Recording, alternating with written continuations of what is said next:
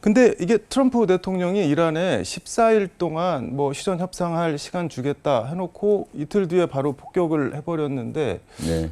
이거는 어떻게 보면 속인 거 아닌가요? 원래 이렇게 하는 건가요? 일반적으로 보면 속였다고 볼 수 있지만 군사학에서는 네. 그 정도는 기만전술로 볼 수가 있습니다. 그리고 2주 시간을 줬지만은 사실 2주 시간 하다 보면 또 방공망이 회복될 수가 있잖아요. 초기에 이스라엘이 이란의 방공망을 많이 무력화시켰습니다. 군사학적으로 보면은 기습과 기만으로 했다. 이렇게 기습과 기반은 뭐 종이 한 장 차인 건가요? 네, 네. 예.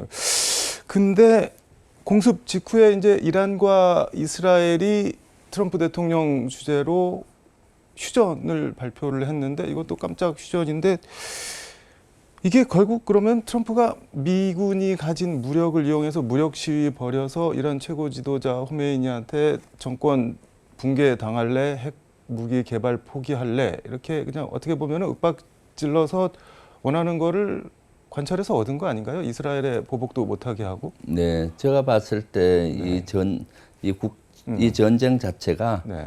이란의 핵 개발을 저지하기 위한 거지 않습니까? 네. 그래서 이스라엘과 미국 입장에서는 소기의 목적은 달성됐다고 보고요.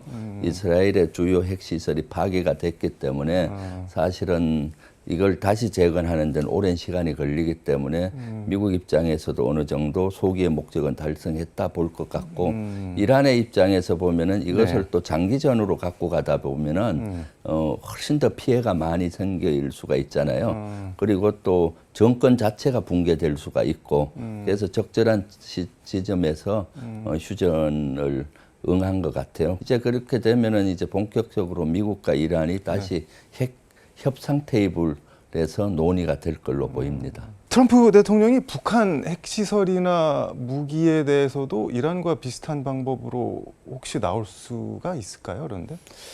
그거는 쉽지는 않을 것 같아요.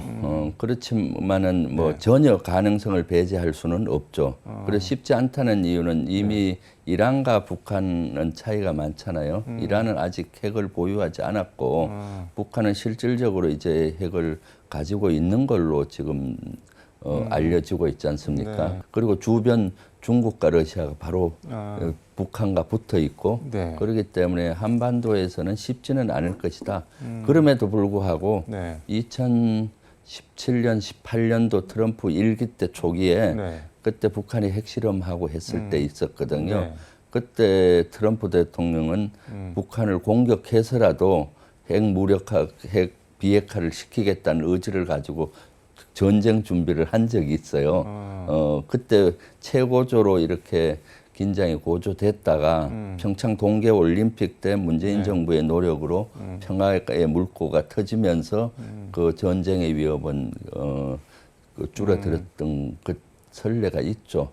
그렇기 때문에 이번에 한반도 사항은 전혀 다른 사항이고 그런 일이 있어서는 안 되겠지만은 트럼프는 이번에 성공을 했기 때문에 또 그런 유혹을 받을 수 있지 않겠나 하는 저는 우려를 하고 있어요. 근데 이게 뭐 제가 미국 시스템을 잘 몰라서 그런 것도 있고 흔히 뭐 대통령이 군 최고 통수권자라고는 하는데 트럼프가 북한 치자 이렇게 결정하면은 그 따라가서 쳐야 되는 건가요? 그러면 아니죠. 그것은 만약 북한을 치게 되면 전쟁으로 확대될 거 아닙니까? 우리로서는 그렇게 응할 수가 없는 거죠. 1994년도에도 그 당시 미국 대통령이 영변 핵시설을 공격하려고 할 때 그때 김영삼 대통령이 반대해서 못했던 것이고요. 2018년도 그때도 제가 2017, 18년도 연합사 부사령관 할 때 미국은 전쟁을 불사하고라도 북한을 비핵화하겠다는 의지를 가지고 전쟁 준비를 했었죠. 사전에 협의 같은 거는 어쨌든 해오는 모양이네요, 저희한테, 우리한테. 우리가 미리 정보를 알 수가 있잖아요. 한미 연합사에서 같이 근무를 하니까.